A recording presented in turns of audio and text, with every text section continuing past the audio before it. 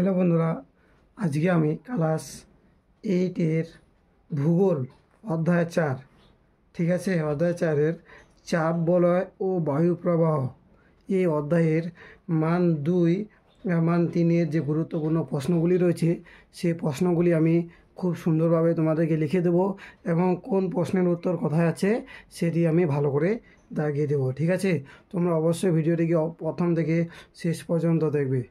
আচ্ছা, তো এই চাপ বলয় ও বায়ু প্রবাহ অধ্যায়টি, ঠিক আছে, তোমাদের টেক্সট বইয়ের 30 পেজে আছে। হ্যাঁ, এই 30 পেজ বার করবে। এখানে একটা প্রথমেই গুরুত্বপূর্ণ কোশ্চিন রয়েছে। কোশ্চিনটি হচ্ছে বায়ুচাপ বলয় কাকে বলে? বায়ুচাপ বলয় কাকে বলে? কাকে বলে? হ্যাঁ, বায়ুচাপ বলয় কাকে বলে এই কোশ্চিনের অ্যান্সার তোমরা এই 30 পেজে পাবে, যে দেওয়া আছে পৃথিবী পৃষ্ঠের ওপর নির্দিষ্ট দূরত্বে সমধর্মী মানে একই রকম, হ্যাঁ, সমধর্মী বায়ু স্তর অনুভূমিকভাবে প্রায় 1000 কিলোমিটার জুড়ে পুরো পৃথিবীকে কয়েকটি বলয়ের আকারে বেষ্টন করে আছে, মানে ঘিরে রয়েছে। একে বলে বায়ুচাপ বলয়। এটা তোমরা ভালো করে পড়বে, ঠিক আছে। আচ্ছা, চলে যাব পরের কোশ্চেন। হ্যাঁ, পরের পেজে চলে যাও, 31 পেজ। এখানে দেওয়া আছে একটি গুরুত্বপূর্ণ প্রশ্ন, হচ্ছে নিরক্ষীয়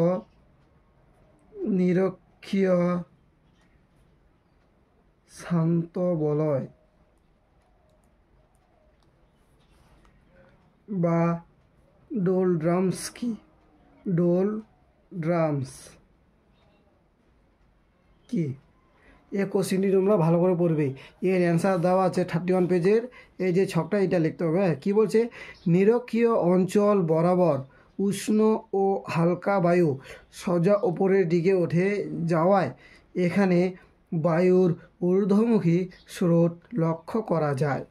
ভূপৃষ্ঠের সমান্তরালে কোনো বায়ু প্রবাহিত হয় না, মানে ভূপৃষ্ঠের মধ্যে কোনো বায়ু প্রবাহিত হচ্ছে না, ফলে এখানে বায়ুর কোনো চলাচল বোঝা যায় না। ওই জন্য ভূপৃষ্ঠের মধ্যে যেহেতু বায়ু চলাচল করছে না, এই জন্য সেখানে বায়ুর কোনো চলাচল বোঝা যাচ্ছে না, অনুভব করা যাচ্ছে না, শান্ত ভাব বিরাজ করে। তাই এই অঞ্চলের নাম নিরক্ষীয় শান্ত বলয়। এখান থেকে হচ্ছে নিরক্ষীয় শান্ত বলয়। আচ্ছা, প্রাচীনকালে মানে আগেকার দিনে এই অঞ্চলের ওপর দিয়ে জাহাজ চালানোর সময় প্রায় জাহাজগুলো থেমে যেত। মানে যখন আগেকার দিনে এই অঞ্চলের উপর দিয়ে বা সমুদ্রের উপর দিয়ে যখন একটা জাহাজ যেত, ঠিক সেই সময় জাহাজগুলো কী করতো? থেমে যেত। নাবিকরা এই অঞ্চলের নামকরণ করেন ডোলড্রামস। যে নাবিকরা গিয়েছিল, ঠিক আছে, কিছু নাবিক এই অঞ্চলটার নাম দিয়েছেন ডোলড্রামস, যার অর্থ হচ্ছে শান্তাবস্থা, ঠিক আছে। আচ্ছা, পরের কোশ্চেন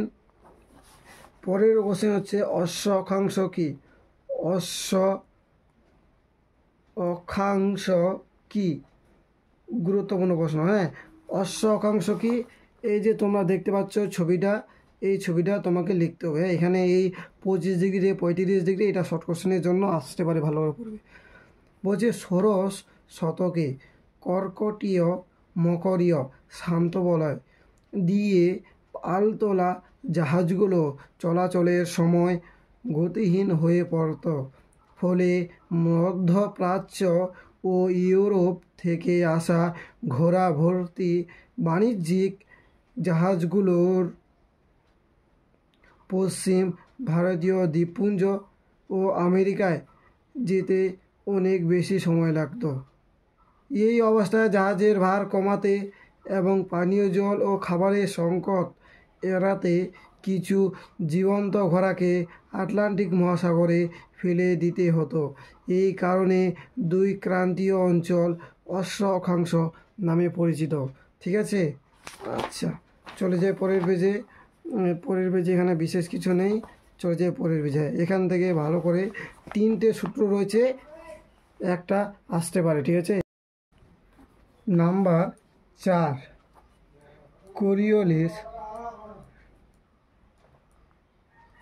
কোরিওলিস বল কি? ঠিক আছে, এটা হচ্ছে 33 পেজে আছে। হ্যাঁ, এখান থেকে লিখবে পৃথিবীর আবর্তন বা ঘূর্ণন গতির কারণে পৃথিবী পৃষ্ঠস্থ যে কোনো ছন্দ গতিশীল বস্তুর অপর এক ধরনের বল কাজ করে, যা বস্তুগুলোর দিক বিক্ষেপ বা পরিবর্তন ঘটায়। এই বল হলো কোরিওলিস বল। ঠিক আছে, এরপর লিখবে ফেলের সূত্রটি লেখো।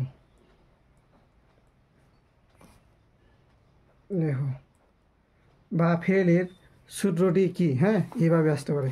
তো এটার উত্তর হচ্ছে ওখানে আছে, এখান থেকে লিখবে কোরিওলিস বলের কারণে উচ্চচাপ থেকে নিম্নচাপের দিকে চলাচলের সময় বায়ু সোজা পথে প্রবাহিত না হয় বা হয় না। উত্তর গোলার্ধে বায়ু তার প্রবাহের ডান দিকে বেগে ও দক্ষিণ গোলার্ধে তার প্রবাহের বাঁদিকে বেঁকে চলাচল করে। মার্কিন আবহাওয়াবিদ উইলিয়াম ফিরেল প্রথম এই বিষয়টি উল্লেখ করায় এটি ফেলের সূত্র নামে পরিচিত। এটা ভালো করে পড়বে। হ্যাঁ, আর যদি তোমার মনে হয় যে না আমাকে কিছু বোঝা দরকার, তাহলে অবশ্যই কমেন্টে জানাবে, এরপরে থেকে আমি বুঝিয়ে আলোচনা করব আর লিখব। ঠিক আছে, আচ্ছা, এরপরের কোশ্চেন হচ্ছে এখানে যে আছে 22 বেলার সূত্র কি? এইটা লিখব।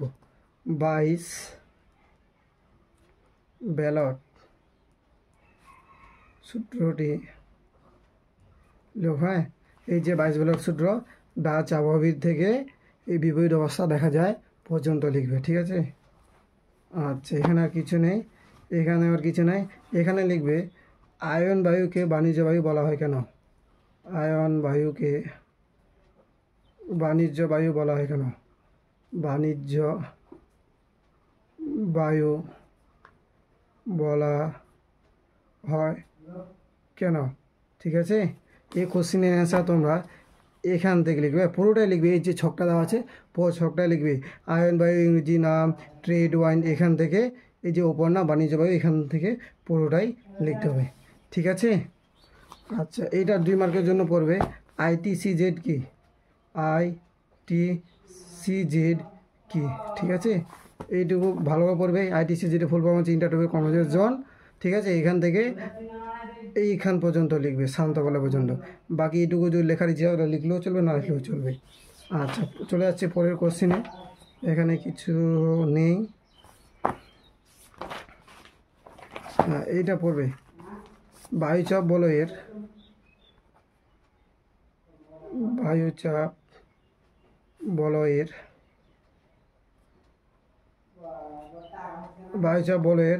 অবস্থান পরিবর্তন বলতে কি বোঝো? পরিবর্তন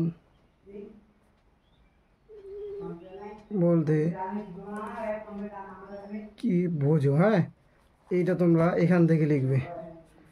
জলবায়ু মাসব দিন বায়ুচাপ বলয়গুলো এখান থেকে এই যে অবস্থান পরিবর্তন নীল দাগ পর্যন্ত। হ্যাঁ, এখানে বিশেষ কিছু নেই। এর বলছে এগুলো জাস্ট একটু দেখে রাখবে। হ্যাঁ, সমুদ্র বায়ু কি এগুলো জাস্ট দেখে রাখবে। এই যে বছর একটা নির্দিষ্ট ঋতুতে এখান থেকে এটা সাময়িক বায়ু, তারপরে হচ্ছে এখান থেকে এটা হচ্ছে সমুদ্র বায়ু। হ্যাঁ, কোশ্চেনগুলো লিখে যাচ্ছে। সাময়িক বায়ু কি? সাময়িক বায়ু কি বা কাকে বলে? সমুদ্র বায়ু কি বা কাকে বলে?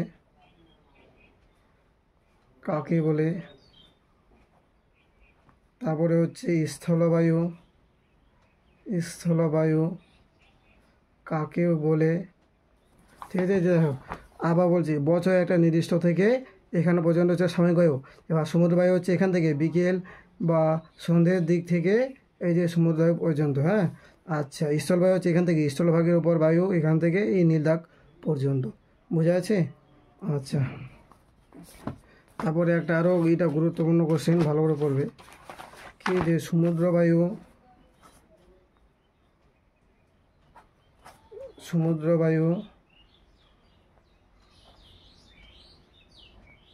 ও স্থলবায়ুর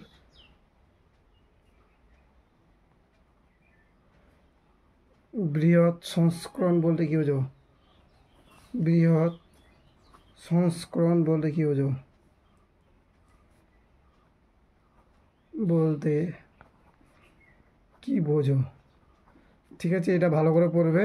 এই যে এখান থেকে দৈনিক থেকে এইখানে পর্যন্ত ভালো করে পড়বে। হ্যাঁ, আচ্ছা, এরপরে হচ্ছে বিশেষ কিছু নেই, এই দুটো ভালো করে পড়বে। অ্যানাবেটিক বায়ু কাকে বলে আর ক্যাটাবেটিক বায়ু কাকে বলে। দিনের বেলা থেকে এখান পর্যন্ত অ্যানাবেটিক, আর রাত্রিবেলা থেকে এখান থেকে পর্যন্ত ক্যাটাবেটিক। বাকিটা লিখলেও চলবে, না লিখলেও চলবে। লিখে দিচ্ছি, অ্যানাবেটিক ও ক্যাটাবেটিক বায়ু কাকে বলে। ক্যাটাবেটিক বায়ু কাকে বলে, ঠিক আছে। এরপরে কোশ্চেন হচ্ছে, এখানে স্নেহবায়ু হচ্ছে 1 মার্কের জন্য ফুললে হয়ে যাবে।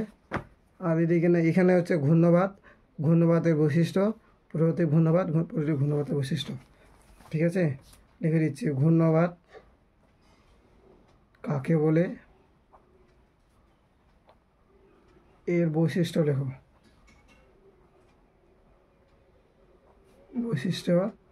লেখো। তাহলে কী হবে, এই কোনো থেকে এই ঘূর্ণবাত পর্যন্ত বলে।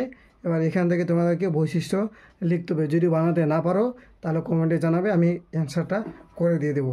হচ্ছে প্রতি ঘূর্ণবাত হচ্ছে এখান থেকে এখানে, এবার এইখান থেকে যেটুকু আছে এগুলা হচ্ছে বৈশিষ্ট্য। হ্যাঁ, তাহলে লিখে দিই, প্রতি ঘূর্ণবাত কাকে বলে, প্রতি ঘূর্ণবাত কাকে বলে, এর বৈশিষ্ট্য